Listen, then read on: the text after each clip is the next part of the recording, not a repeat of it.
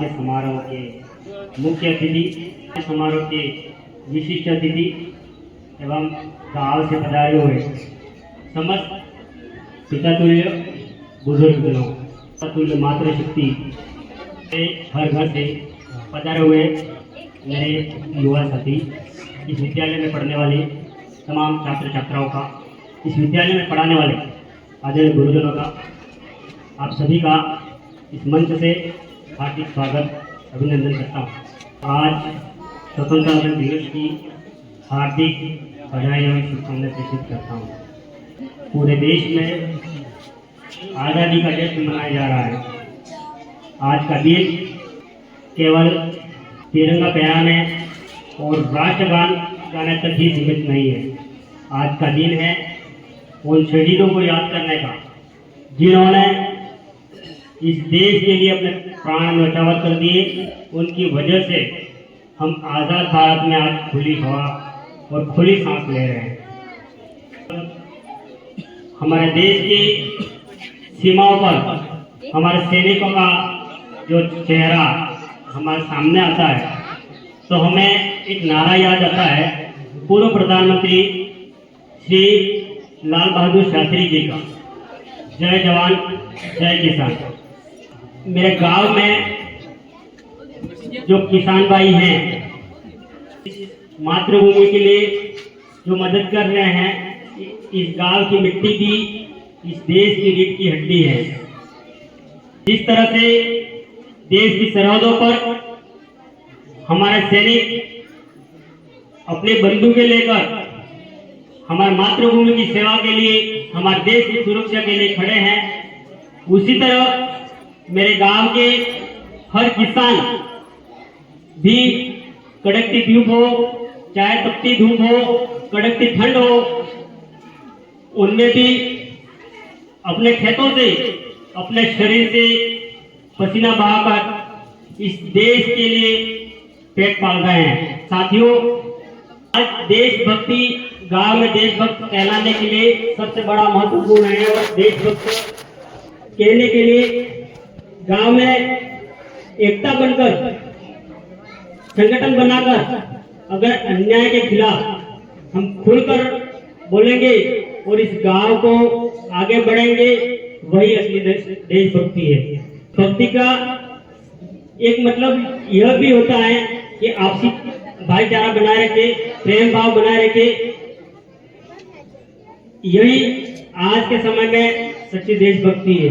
मैं इस तिरंगे के नीचे खड़ा होकर बोल रहा हूँ, पर मेरे मन में एक दर्द भी है कि मेरे गांव में 1 से 12 तक की स्कूल है, पर पढ़ने के लिए मात्र 2 से 3 रूम है।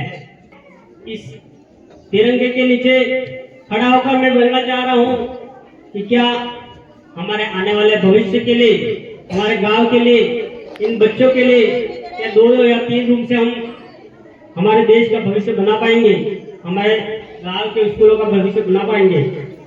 पर मुझे खुशी भी है कि आपकी एकता और संगठन की वजह से, हमारे गांव के तमाम बुजुर्गों की वजह से सभी ने मिलकर जिला कलेक्टर बांसवाड़ा को ज्ञापन दिया था।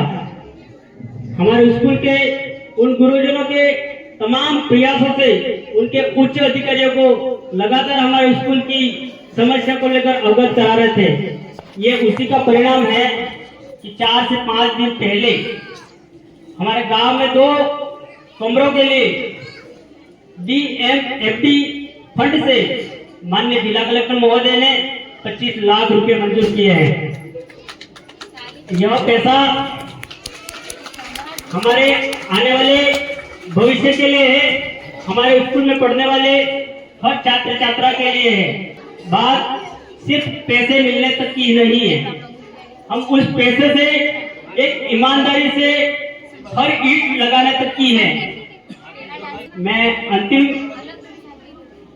मेरी 2-4 लाइनें मैं कहना चाहूंगा। श्री कृष्ण ने साफ कहा है कि बस कर्म तुम्हारा कल होगा। श्री कृष्ण ने साफ कहा है कि बस कर्म तुम्हारा कल होगा, और कर्म में अगर सच्चाई है तो कर्म कहाँ निष्फल होगा। हर एक संकट का हल होगा, वो आज नहीं तो कल होगा। लोहा जितना तपता है उतनी ही ताकत भरता है, लोहा जितना तपता है उतनी ही ताकत भरता है। सोने को जितनी आग लगे वो इतना प्रखर निखरता है, हीरे को जितनी धार लगे वो उतना खूब चमकता है। मिट्टी का बर्तन पकता है तब धूल पर खूब खनकता है। सूरज जैसा बनना है तो सूरज जितना जलना होगा, सूरज जैसा बनना है तो सूरज जितना चलना होगा। नदियों सा आदर पाना है तो पर्वत पर निकलना होगा। और हम भारत माँ के बेटे हैं, और हम भारत माँ के बेटे हैं। क्यों सोचे राह सरल होगा, कुछ ज्यादा वक्त लगेगा पर संघर्ष जरूर सफल होगा। हर एक संकट का हल होगा, आज नहीं तो कल होगा, आज नहीं तो कल होगा। धन्यवाद।